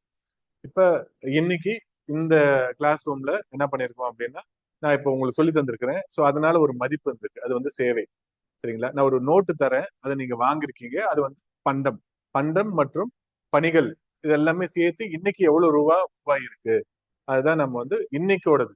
இது மாதிரி ஒரு வருஷத்துக்கு நம்ம சேர்த்து எடுக்கிறோம். இந்த கிளாஸ் ரூம் இல்லாம ஆல் ஓவர் சேலம் இல்ல, மொத்தமா தமிழ்நாடு இல்ல, மொத்தமா இந்தியா இந்தியா ஃபுல்லா ஒரு வருஷத்துல எவ்வளவு பொருளை உற்பத்தி பண்ணிருக்கீங்க, எவ்வளவு சேவை பண்ணிருக்கீங்க, அதான் நம்ம ஜிடிபி அப்படின்றத நம்ம சொல்றோம். இப்ப நமக்கு இயர்ஸ் வந்து நிறைய இயர், பைனான்சியல் இயர் அப்படின்ட்டு இருக்கு இல்லைங்களா? அதுவே திருவள்ளுவர் ஆண்டு அப்படின்றது இருக்கு, சாகா இயர் அப்படின்றது இருக்கு, அப்புறம் நம்ம பினான்சியல் இயர் அப்படின்றது இருக்கு. இதெல்லாம் எப்ப ஆரம்பிச்சு எப்ப முடியும்? பைனான்சியல் இயர் அப்படின்றது எப்ப ஆரம்பிக்கும் எப்ப முடியும்? ஏப்ரல் 1. ஸோ ஏப்ரல் 1 பட்ஜெட் வந்து அப்பதான் போடுவாங்க. ஃபைனான்சியல் ஆனுவல் பிளான் அப்படின்றத சொல்லுவாங்க. பட்ஜெட் அப்படின்றது கான்ஸ்டியூஷன் எங்குமே இருக்காது. ஸோ அது வந்து ஏப்ரல் 1ல ஆரம்பிச்சு மார்ச் 31ல முடியும். சரிங்களா? அது ரொம்ப முக்கியமானது. ஓகே. கிரிகோரியன் இயர் அப்படின்றது எப்ப ஆரம்பிச்சு எப்ப முடியும்? கிரிகோரியன் ஜான் 1ல ஆரம்பிச்சு டிசம்பர் 31. இப்ப நம்மளுடைய கேலண்டர் இயர், அதாவது கேலண்டர் இயர் அப்படின்னு நம்ம சாதாரணமா சொல்லிப்போம். ஓகே. அடுத்து திருவள்ளுவர் ஆண்டு அப்படின்றது ஏன் இந்த ரெண்டும் முக்கியம்? திருவள்ளுவர் ஆண்டும் சாகா இயர். திருவள்ளுவர் ஆண்டு எதனால முக்கியம்? நீங்க தமிழ்நாடு கவர்மெண்டோடைய ஜிஓ ஏதாவது பார்த்திருக்கீங்களா? ஜிஓல திருவள்ளுவர் ஆண்டு அப்படின்றதும் போட்டிருப்பாங்க. திருவள்ளுவர் ஆண்டு அவங்க ஃபாலோ பண்றாங்க. அது எப்ப ஆரம்பிக்கும் எப்ப முடியும்? திருவள்ளுவர் ஆண்டு அப்படின்றது எப்ப, எந்த நாள்? தை 1. ஓகே. அதாவது ஜான்வரி 15, அதான் தை 1 அப்படின்றாங்க. ஸோ ஜான்வரி 15 ஆரம்பிக்கும். ஸோ ஜான்வரி 14ல முடியும் இல்லைங்களா? நம்ம வருஷத்துக்கும் நம்ம கிரிகோரியன் இயருக்கும் திருவள்ளுவர் ஆண்டுக்கும் எவ்வளவு வித்தியாசம்? எவ்வளவு வித்தியாசம்? மறைமலை அடிகள் தலைமையில ஒரு குழு அமைச்சு திருவள்ளுவர் நமக்கு முன்னாடி 31 வருஷம் முன்னாடி, அதாவது இயேசு கிறிஸ்து பிறப்பதற்கு 31 ஆண்டுகளுக்கு முன்னாடியே பிறந்துட்டாரு அப்படின்னு அவங்க ஒரு குழு அமைச்சு போட்டாங்க. சரிங்களா? அதன் அடிப்படையில 31 ஆண்டுகள் நம்மளை விட அதிகமா இருக்கும். இப்ப நமக்கு 25 25 பிளஸ் 31 எவ்வளவு வருதுங்க? 56. 56. ஓகே. 2056 திருவள்ளுவர் ஆண்டில் நம்ம இப்ப இருக்கிறோம். ஓகே. சாகா இயர் அப்படின்றது நீங்க சென்ட்ரல் கவர்மெண்டோட கெசட் எல்லாம் பாத்தீங்க அப்படின்னா சாகா இயர்ல தான் போட்டிருப்பாங்க. அது எப்ப ஆரம்பிக்கும்? சாகா இயர் மார்ச் 23 ஆரம்பிக்கும், மார்ச் 22 முடியும். அது வந்து நம்ம இப்ப 2025 இல்லைங்களா? நம்மளது -78. அது வந்து AD 78ல தான் ஆரம்பிக்கும். சாகா யார் பீரியட்ல வந்துச்சு? சாகா ஏன்ஷியன் ஹிஸ்டரியில படி கனிஷ்கர் பீரியட்ல ஆரம்பிச்சிருப்பாங்க சகா இயர் அப்படின்றது. ஸோ நம்ம 2025 -78 எவ்வளவுங்க? ஐயோ, இவ்வளவு பெரிய கணக்கெல்லாம் சொன்ன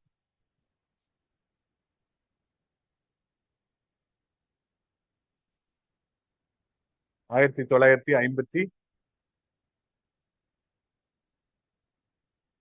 அடிஷனல் சீட் எல்லாம் கேட்பீங்க? எவ்வளவுங்க? 1958. ஓகே, 58. ஸோ கொஸ்டின் இப்படிலாம் கேட்பாங்கன்னா இதெல்லாம் நாலேஜ், இதெல்லாம் நம்ம நாலேஜ் கெயின் பண்றோம் கொஞ்சம் கொஞ்சமா. நம்ம படிக்கிறப்ப மேலோட்டமா குருட்டுத்தனமா மனப்பாடம் பண்ணிட்டு பண்ணாம ஓகே இதெல்லாம் இருக்கா, ஆர்வமா இருக்கா, ஓ இதெல்லாம் நம்ம தெரிஞ்சுக்கணுமா அப்படின்றதுக்கு இருக்கு இல்லைங்களா? இந்த தேடல் தான் உங்களுக்கு அடுத்த நிலையை நோக்கி கொண்டு போகும். சரிங்களா? ஓகே. ஸோ ஜிடிபி அப்படின்றது ஒரு பைனான்சியல் இயர்ல ஏப்ரல் 1ல இருந்து மார்ச் 31 வரைக்கும் எந்த டிரான்சாக்ஷன் நடக்குது அப்படின்றத தெரிஞ்சுக்கிறதுக்கு தான் நம்ம ஜிடிபி அப்படின்றது இருக்கும். ஜிடிபி, ஜிஎன்பி, என்டிபி, என்என்பி, இதை பத்தி ஒன்னொன்னா நம்ம சொல்றோம். சரிங்களா? இப்ப சொன்னா கண்டிப்பா வழங்காது, ஒன்றும் புரியவும் செய்யாது. ஸோ இதை தாண்டி பெர் கேப்டியா இன்கம் அப்படின்னு நம்ம சொல்றோம். தனிநபர் தலா வருமானம் அப்படின்னு சொல்றோம். இப்ப கிட்டத்தட்ட நமக்கு வந்து $2500, 15,000 நம்ம சம்பாதிக்கிறோம் ஒரு மாசத்துக்கு அப்படின்னு சொல்றாங்க. அதாவது தனிநபருடைய நுகர்வு வந்து அவ்வளவு இருக்கு அப்படின்னு சொல்றாங்க. சோ இப்ப இருக்கிற பட்ஜெட் அடிப்படையில $2500. அது வந்து என்ன பண்ணுவாங்க? மொத்த பணம் நம்ம எவ்வளவு சம்பாதிக்கிறோம், அதுக்கு கீழே மொத்த பாப்புலேஷன் அப்படின்னா ஒரு நபர் ஒரு தலை எவ்வளவு ரூபாய் சம்பாதிக்கிறாங்க அப்படின்றது தெரிஞ்சிடும். இதெல்லாம் ரொம்ப முக்கியமானது. ஓகே.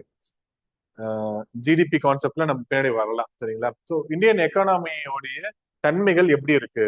இந்தியன் எக்கானமி வேகமா வளர்ந்து வரக்கூடிய ஒரு எக்கானமியா இருக்கா? இந்தியாவுல மக்கள் தொகையுடைய வளர்ச்சி எப்படி இருக்கு? இந்தியாவுல கல்வி அறிவுடைய வளர்ச்சி எப்படி இருக்கு? இந்தியாவுடைய தொழில்துறைகள் எப்படி இருக்கு? இந்தியாவுல சேவைத்துறை ஏன் இவ்வளவு வேகமா வளருது? எப்பயுமே பிரைமரி செக்டார்ல ரொம்ப வேகமா வளர்ந்துட்டு செகண்டரி வருவாங்க, செகண்டரிக்கு அப்புறம் டெர்ஷரி போவாங்க. ஆனா இந்தியா மட்டும் என்ன பண்ணிட்டாங்க, பிரைமரி செக்டார்ல இருந்து ஒரே தாவல் 1985ல, சரிங்களா? சாம் பிட்ரோடா அவர் ரொம்ப ரொம்ப முக்கியமானவர் வரலாறுல. ராஜீவ்காந்தியோட க்ளோஸ் ஃப்ரெண்ட் அவரு. ஸோ அவர் வந்ததுக்கு அப்புறம் தொழில் புரட்சி அப்படின்றது வேகமா பண்ணாங்க.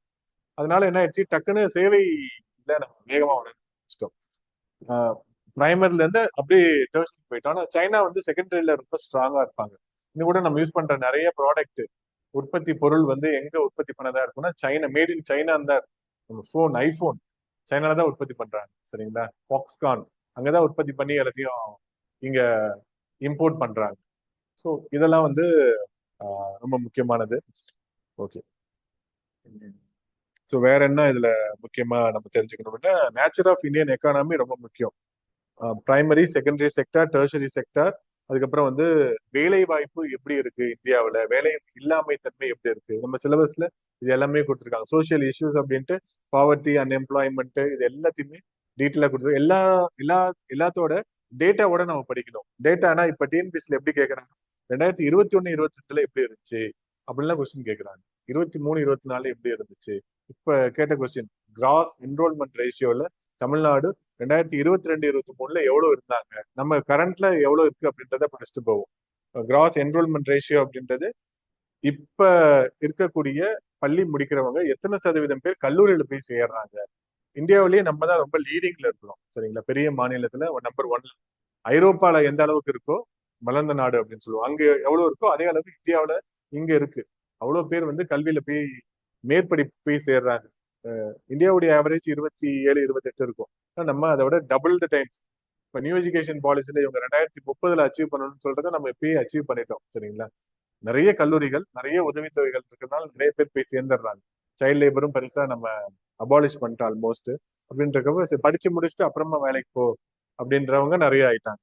ஓகே. பொருளாதாரம், வளர்ச்சி, முன்னேற்றம். ஸோ கடைசி ஜென்ரலா எல்லாத்தையுமே சொல்லிட்டேங்க நானு. பொருளாதாரம், வளர்ச்சி, முன்னேற்றம் ரெண்டுத்துக்கு என்ன வித்தியாசம்? Economic growth, economic development. பொருளாதார வளர்ச்சி, வளர்ச்சினா அது வந்து நம்பர் சார்ந்தது, குவான்டிட்டி சார்ந்தது. இப்ப என்னுடைய growth 7%, அடுத்து 8%. ஆனா பொருளாதார முன்னேற்றம் அப்படின்றது, நான் ரொம்ப கீழே இருக்கிறேன், வறுமையில இருக்கிறேன். வறுமை இப்போ வந்து எனக்கு வந்து 5% இருக்கு, அது 4%மாக மாறணும். ஹியூமன் டெவலப்மெண்ட் இண்டெக்ஸ்ல நம்ம இப்ப பெருமையா சொல்லிட்டு இருந்தோம், ஜிடிபில இந்தியா 3ஆவதா இருக்கு, 6ஆவதா இருக்கு, 5ஆவதா இருக்கு அப்படின்ட்டு. ஆனா ஹியூமன் டெவலப்மெண்ட் இண்டெக்ஸ்ல நம்ம எத்தனாவதா இருக்கிறோம்? 131 இல்லைங்களா? 130க்கு மேல இருக்கிறோம் நம்ம. எப்ப? 132 அப்டேட்டடா இருக்காங்க, பேப்பர் படிச்சிருப்பாங்க போல. சோ என்னன்னா, நம்ம வந்து பொருளாதாரத்துல பெருசா நம்ம காமிக்கிறோம், ஆனா பெர் கேபிட்டா இன்கம்ல 107ஆவதா இருக்கும். ஹியூமன் டெவலப்மெண்ட் இண்டெக்ஸ்ல 32ஆவதா இருக்கு. உலகத்தில் இருக்கக்கூடிய நாடுகள் மொத்தமே 192 தான். சோ அதுல நம்ம இடம் வந்து ரொம்ப பின்னாடி. அம்பானி ஒருத்தரே இந்தியாவுக்கு பாதி பேருக்கான சம்பளத்தை அவரே சம்பாதிச்சிடாரு. ஆவரேஜ் எடுத்து பாக்குறப்ப அம்பானியும் நம்ம எடுத்துக்கிறோம், பரம ஏழையும் எடுத்துக்கிறோம். அப்ப ஆவரேஜ் பண்றப்ப பரம ஏழை கூட நிறைய சம்பாதிக்கிற மாதிரி காமிக்குது. இப்ப நம்ம சொல்றோம் பெர் கேபிட்டா இன்கம் வந்து $2,500 அப்படின்னு சொல்றோம். ஒரு தனிநபர் வந்து 15,000 சம்பாதிக்கிறாங்களா? வாய்ப்பே இல்லை. தனிநபர்னா இப்ப ஒரு குடும்பம் இருக்கு, அந்த குடும்பத்துல 3 பேர் இருக்காங்கன்னா 20,000 சம்பாதிக்கணும் அப்படின்னா அந்த குடும்பத்துடைய தனி நபர் தலா வருவாய் வந்து $7,000 அவ்வளவுதான். ஆனா கவர்மெண்ட் கணக்குப்படி 15,000 காமிக்குது. பெரிய பெரிய கார்பரேட் 100 பேர் பெரிய பணக்காரங்க இருக்கிறாங்க, அவங்களோட ஆவரேஜ் பண்றப்ப அதிகமா ஆயிடுது, சரிங்களா? ஓகே. பொருளாதார வளர்ச்சி அப்படின்றது எண் அளவு சார்ந்தது, அது வந்து ஒரு குவான்டிடேட்டிவ் மெஷர். ஆனா எக்கனாமிக் டெவலப்மெண்ட் அப்படின்றது ஒரு குவாலிட்டேட்டிவ் மெஷர். நான் வறுமையில இருந்து மேல வந்தேனா, ஐஎம்ஆர், எம்எம்ஆர் அப்படின்னு சொல்லுவோம், இன்ஃபேன்ட் மொர்டாலிட்டி ரேட்டு, மெட்டர்னல் இதெல்லாம் சொல்லுவோம்னா ஒன்றும் பெரிய நம்பர் அப்ரிவேஷன் அதெல்லாம் இல்லை, ஈஸி தான். இதுல நம்ம எந்த லெவல்ல இருக்கோம்? டோட்டல் ஃபர்டிலிட்டி ரேட்ல நம்ம அதிகமா இருக்கிறோமா, கம்மியா இருக்குமா? வளர்ந்து வரக்கூடிய நாடுகள் இருக்கு இல்லைங்களா, அது வந்து இதை தான் ஃபோக்கஸ் பண்ணும், எக்கனாமிக் டெவலப்மெண்ட் தான் பார்ப்பாங்க. அமெரிக்கா மாதிரியான வளர்ந்து விட்ட பொருளாதார நாடுகள் இந்த குரோத்தை வந்து பார்ப்பாங்க. ஜிடிபி என்ன இருக்கு, இன்ஃபிளேஷன் என்ன இருக்கு அப்படின்றத பார்ப்பாங்க, சரிங்களா? இதுதான் ஓவராலா நம்ம இப்ப சொன்னது, சரிங்களா? எக்கனாமில ஜென்ரலா நம்ம தெரிஞ்சுக்க வேண்டிய டேர்ம்ஸ், ஜிடிபினா என்ன, பர் கேபிட்டா இன்கம்னா என்ன, பிரைமரி செக்டார்னா என்ன, செகண்டரி செக்டார்னா என்ன, டெர்ஷரி செக்டார்னா என்ன, காலர் ஜாப்ஸ்னா என்னது, டெவலப்மெண்ட்னா என்ன, க்ரோத்னா என்ன, இல்ல ரொம்ப பேசிக்கான விஷயங்கள். கொஞ்சம் புரிஞ்சிருக்கும், நிறைய புரிஞ்சிருக்காது. வர வர கிளாஸ்ல அந்த கொஞ்சம் புரிஞ்சிருக்கு இல்லைங்களா, அதை முழுசா புரிய விடாம பண்ணிடுறோம். சரிங்களா? அடுத்தடுத்து கான்செப்டா சொல்லி என்னங்க இன்ஃபிளேஷன் அப்படின்னா என்னன்னா, இன்னைக்கு ஒரு பொருள் 100 ரூபாய் விக்குது, அடுத்த வருஷம் அது எவ்வளவு விற்கும்? எவ்வளவு விற்கும்? 100 ரூபாய். இப்ப அரிசி 1 கிலோ இப்ப 80 ரூபாய் விக்குதுங்க அரிசி. சரிங்களா? நீ கடையில போய் கேட்கிற 80 ரூபாய் அப்படின்னு சொல்றாங்க. நான் ஏதோ இன்னும் 35 ரூபாய் 40 ரூபாய் தான் இருக்கும் அப்படின்னு 80 ரூபாய் அப்படின்னு சொல்றாங்க. சோ இதுவே நான் அடுத்த வருஷம் நான் போறேன்னா அதனுடைய மதிப்பு 88 ரூபாய் ஆயிரும். அப்ப ஒரு பொருள்ல வந்து நம்ம வாங்கக்கூடிய காசு கொடுக்குறோம் இல்லைங்களா, அந்த காசோடைய மதிப்பு கம்மியாகிட்டே இருக்கு. 1 கிலோ ஆப்பிள் 100 ரூபாய்க்கு வாங்குறீங்க, இப்ப அதே 1 கிலோ ஆப்பிள் 110 ரூபாய்க்கு வாங்குறீங்க. அப்ப 110 ரூபாய் ஈக்குவல் டு 100 ரூபாய் அப்படின்னா அந்த காசோட மதிப்பு கம்மியாகுது இல்ல, கம்மியாகிறது அப்படின்னு சொல்றோம். சோ பணம் வந்து என்ன ஆகும்? பணம் வீக்கமாகும். எப்ப வீக்கமாகும் அப்படின்னா, இப்ப சந்தையில 2 விதத்துல வீக்கமாகும். தக்காளியோட விலை 100 ரூபாய் விற்கும் 1 கிலோ. அதே தக்காளி ஒரு ஒரு கிலோ 10 ரூபாய்க்கு விற்கும். அப்ப என்ன ஆயிடுது? ஏன் 100 ரூபாயா மாறுது? அது இன்ஃபிளேஷன் தான். எதனால? Demand, supply. சப்ளை வந்து என்ன ஆயிடுது? ரொம்ப கம்மி ஆயிடுது. அப்ப போட்டி போட்டுட்டு எல்லாம் ஏலம் கேட்கறாங்க. 10 ரூபான்னு ஒருத்தங்க கேட்போம், 20 ரூபாய் கொடுங்க, 30 ரூபாய் கொடுங்க, 40 ரூபாய். அண்ணாமலை படத்துல வர மாதிரி விலை ஏற்றி விட்டோம். சரி, 44 கோடி ரூபாய்க்கு நம்ம ஏத்தி விட்டுருவோம். சோ என்ன ஆயிடுது? அப்ப இன்ஃபிளேஷன் வந்து சப்ளை ரொம்ப கம்மி ஆயிடுச்சு. கம்மி ஆயிடுச்சு அப்படின்னா நிறைய டிமாண்ட் அதுக்காக கிரியேட் ஆகி வாங்க ஆரம்பிச்சிடறாங்க. சிலது வந்து என்ன ஆயிடும் அப்படின்னு பாத்தீங்கன்னா, சப்ளை நிறைய தான் இருக்கும், ஆனா டிமாண்ட் அதை விட ரொம்ப அதிகமா இருக்கும். ஒரு பொருளை எல்லா தங்கம் எப்பயுமே விலை ஏறிக்கிட்டே இருக்கும் இல்லைங்களா? சோ அதெல்லாம் அதுவும் பொருளோட விலை அதிகமா ஏறிட்டே இருக்கு. ஸோ அதுவும் வந்து இன்ஃபிளேஷன் வர்றதுக்கு ரொம்ப முக்கியமான காரணம். சப்ளை ரொம்ப கம்மியா இருக்கணும், இல்லை நிறைய பேர் அதை வாங்குறதுக்கு ரொம்ப ஆர்வமா இருக்கணும்.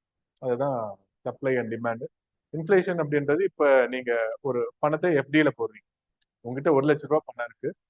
எஃப்டியில் நீங்க போட்டீங்க அப்படின்னா 1 லட்ச ரூபாய்க்கு எவ்வளவு பர்சன்டேஜ் மட்டும் வட்டி தராங்க? சார் ஃபர்ஸ்ட் சம்பாதிக்கிறேன், அப்புறம் செலவு பண்றேன், செலவு பண்ணது போக மீதி பணம் எஃப்டியா போடுறேன். அப்ப அது என்னோட கவலை. இப்ப எதுக்கு அதெல்லாம் நான் யோசிக்கணும்? சரி, என்னன்னா எக்கானமி புரிஞ்சுக்கணும் அப்படின்னா இது மாதிரி நம்ம அன்றாட வாழ்க்கையில நம்ம என்ன பண்றோமோ அதை யோசிச்சு பார்த்தனாவே ரொம்ப ஈஸியா புரிஞ்சுக்குவேன். நான் வந்து 1 லட்ச ரூபாய நான் பேங்க்ல போடுறேன், 100% எனக்கு இன்ட்ரெஸ்ட் தரும் அப்படின்னா 1,06,000 அது மாறிடும். அதுலயும் டிடிஎஸ் பிடிச்சிருவாங்க, டாக்ஸ் டிடக்ஷன் சோர்ஸ் அப்படின்ட்டு. அந்த 6,000 ரூபாய் வட்டி வந்தது இல்லைங்களா, அதுல ஒரு 10% பிடிச்சிடலாம். 6,000 ரூபாயில 10% 600 ரூபாய் போக மீதி 5,400 ரூபாய் நான் வீட்டுக்கு எடுத்துட்டு வரலாம். 5,400 ருபீஸ் நான் எடுத்து வரலாம். அந்த ஒரு வருஷத்துல இந்த 1 லட்ச ரூபாய் என்ன ஆயிருக்கும்? ஆட்டோமேட்டிக்கா 1,07,000 மாறிடும். 7% இன்ஃபிளேஷனா இருந்தா 1,07,000 ஈக்குவல் டு 1 லட்ச ரூபாய். மதிப்பு, பணத்தோட மதிப்பு கம்மி ஆயிடுச்சு. பணம் அதிகமாச்சு, பணம் அதிகமாயிடுச்சு, அது வாங்கக்கூடிய பொருளோடைய அளவு. இப்ப நீங்க 1 லட்ச ரூபாய்க்கு இப்ப 1 கிராம் தங்கம் வாங்குறீங்கன்னு வச்சுக்கோங்களேன். அப்ப 1,07,000 தான் உங்களால 1 கிராம் வாங்க முடியும்.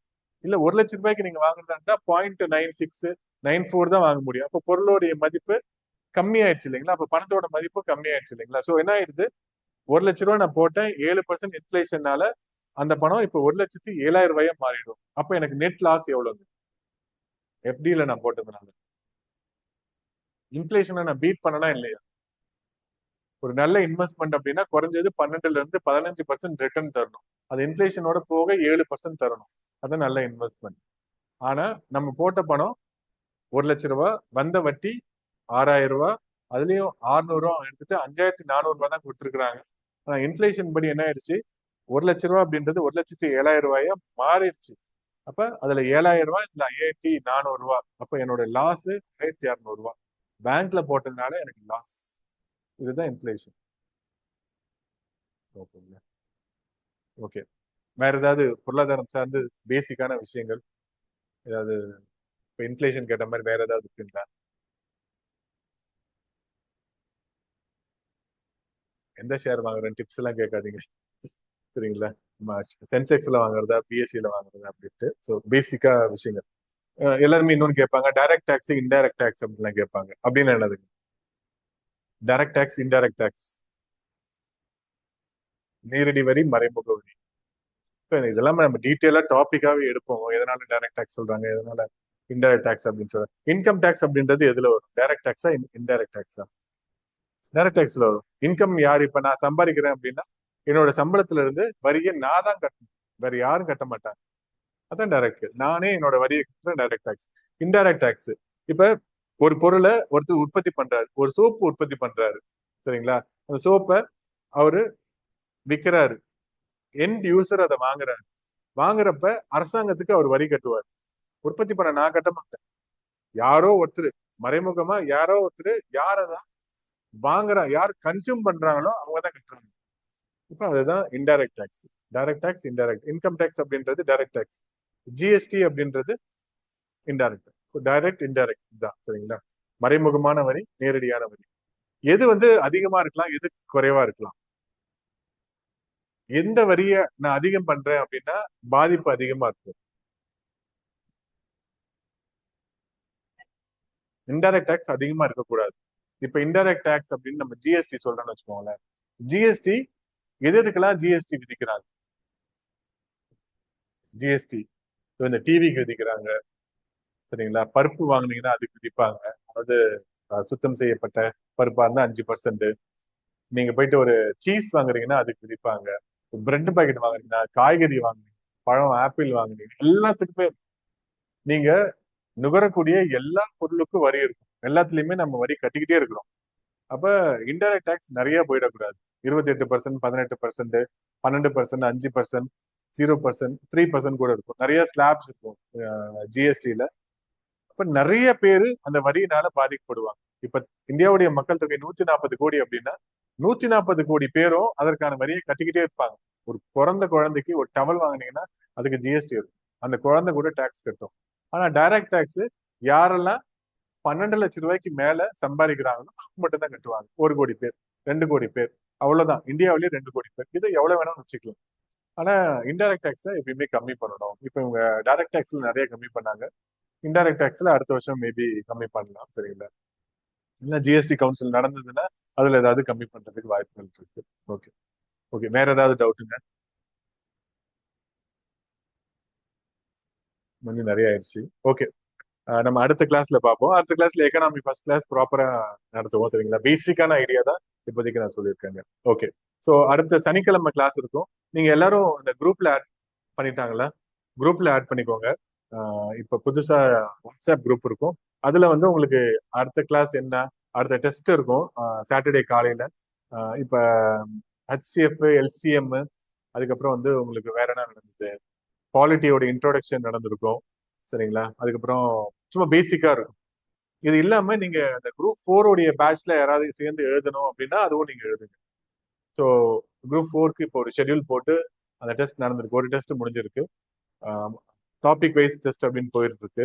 இல்ல நான் இதுலயே கண்டினியூ பண்ணிக்கிறேன் அப்படின்னா இதுலயே கண்டினியூ பண்ணிப்பாங்க. இல்ல எனக்கு ரொம்ப அவசரமா நான் சீக்கிரமா படிக்க போறேன் அப்படின்னா நீங்க குரூப் 4 உடைய பேட்ச்லயும் சேர்ந்து எழுதலாம். சரி, அந்த கொஸ்டின் பேப்பரும் நம்ம தரோம். நம்ம ரெகுலர் பேட்சோடது சனிக்கிழமை நடக்கும். அதுவும் சனிக்கிழமை, ஞாயிற்றுக்கிழமை எழுதிக்கலாம். ரொம்ப பெருசா தேவையில்லை. நம்ம இதுலயே போய் பிடிச்சிருவோம் அவங்க. ஒரு டாபிக்கா நம்ம படிக்கிறோம், படிச்சு டீட்டெயிலா அவங்களை போய் பிடிச்சிடலாம், சரிங்களா? ஓகேங்க. ஓகே, ஸோ நம்ம அடுத்த சாட்டர்டே காலையில பார்ப்போம். தேங்க்யூ.